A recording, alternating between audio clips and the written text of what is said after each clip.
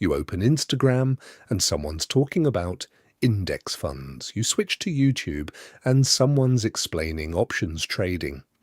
You scroll a little further and now there's a guy in a rented Lamborghini telling you that you just need to invest in yourself.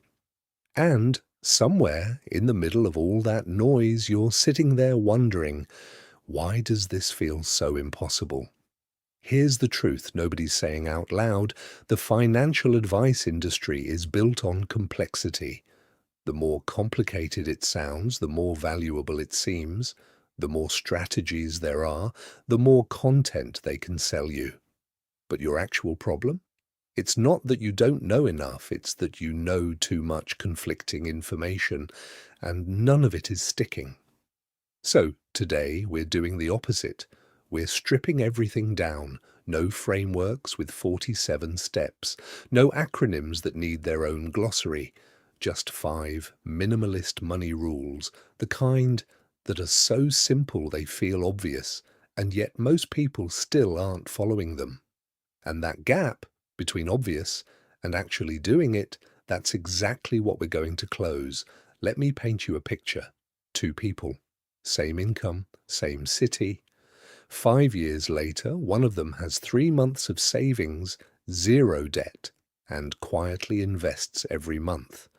The other has a half-finished budget spreadsheet, 3 streaming subscriptions they forgot about, and the vague feeling that they'll get serious about money someday. The difference isn't intelligence. It's not even discipline, really. It's that the first person has a simple system. The second person is still waiting for the perfect plan. And here's the uncomfortable truth. Complexity is a form of procrastination.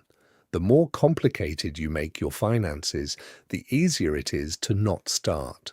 Because if the system is too hard, you can always tell yourself you're not ready yet, so let's make you ready, right now. Rule 1. Decide what enough looks like before your income grows. Here's a pattern that plays out quietly in millions of lives. You're earning a little. Things are tight. You tell yourself, once I make more, I'll start saving. Then you make more. And somehow you're still living paycheck to paycheck, just at a higher level. This is called lifestyle inflation, and it's one of the most invisible financial traps there is, because it doesn't feel like a mistake, it feels like progress.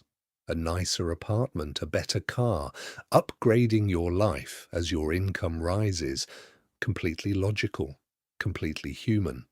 But here's what actually happens over time. Every time your income goes up and your lifestyle follows it immediately, you never create a gap. And that gap between what you earn and what you spend, that gap is where wealth lives. The minimalist rule here is simple. Before your next raise, before your next opportunity, decide in advance what you'll do with the extra money, not after it hits your account. Before. Because once it's in your hands and available to spend, it's already gone in your head.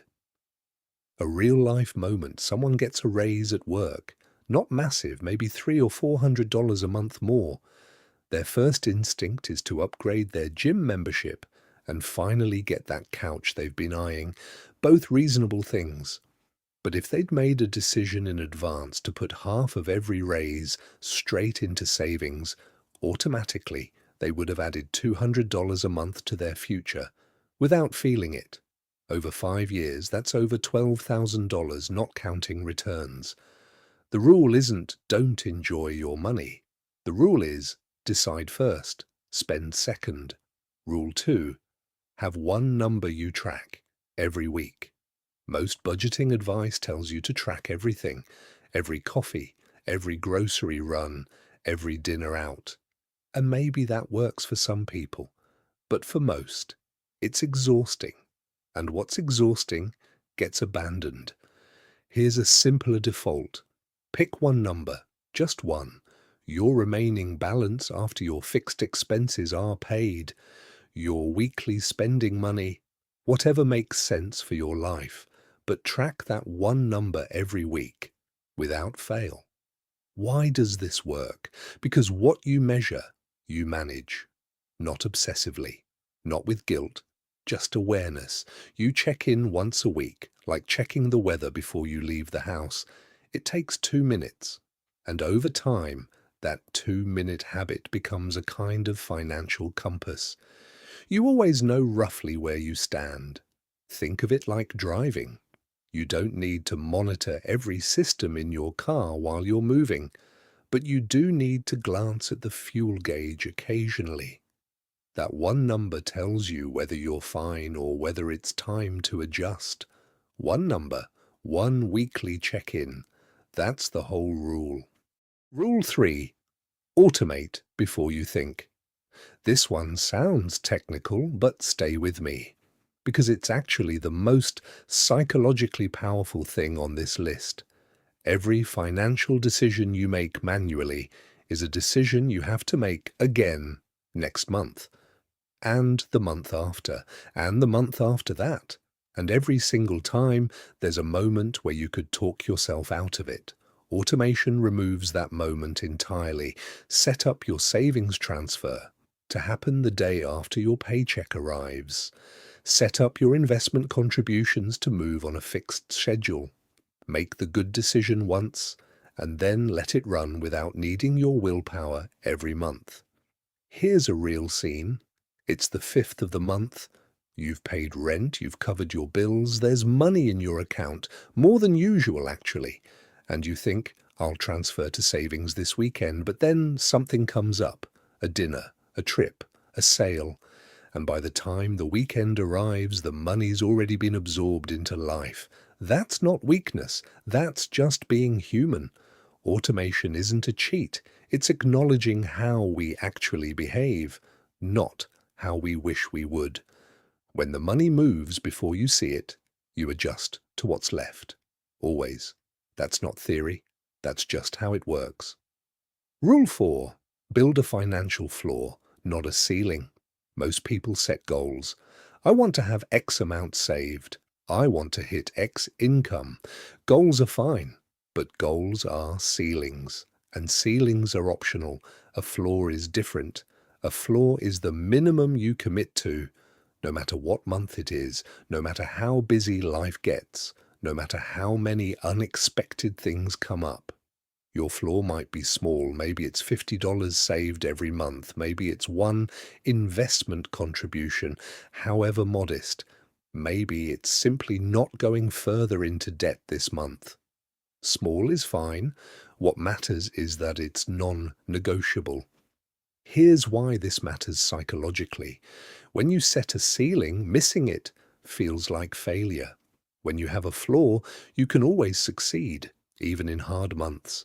And consistent small success over time builds a kind of momentum that eventually becomes automatic.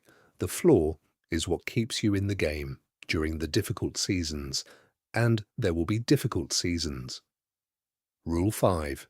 Remove friction from good habits. Add friction to bad ones. This is the most underused rule in personal finance, and honestly, it changes everything once you start applying it. Here's what adding friction to bad habits looks like in real life. You know you overspend on food delivery apps, so you delete the app from your phone. Not forever, just for the month. You can still order food, you just have to go through the slightly annoying process of re-downloading the app first. That 30 seconds of friction is often enough to make you pause, and in that pause you usually make a different choice. Here's what removing friction from good habits looks like. You want to invest more regularly. So instead of logging in manually each time, you set up a standing order. The investment happens automatically. Zero friction, zero resistance, zero chance of forgetting or skipping. The insight here is this: your behavior is shaped far more by your environment than by your intentions. You're not going to out-willpower a system that's designed to make spending easy and saving hard. So redesign the system. Move the temptation further away. Move the good habit closer. That's the whole rule. Now here's something worth sitting with. You might look at these 5 rules and think, this is too simple. Surely real financial progress requires something more sophisticated than this. And that thought, that sophistication equals results, is exactly the trap that keeps people stuck. The research is clear.